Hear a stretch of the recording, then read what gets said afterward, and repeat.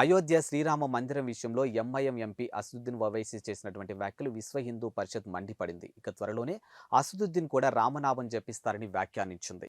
శనివారం అసదుద్దీన్ కర్ణాటకలో పలు సంచలన వ్యాఖ్యలు చేసిన విషయం తెలిసిందే. ఇక బాబ్రీ మసీదును ఓ పద్ధతి ప్రకారం ముస్లింలకు దూరం చేశారని ఆయన వ్యాఖ్యానించారు. 1992లో మసీదును కూలగొట్టి ఉండకపోతే ముస్లింలు ఇలాంటి పరిస్థితి ఎదుర్కొనేవారు కాదని అభిప్రాయపడ్డారు.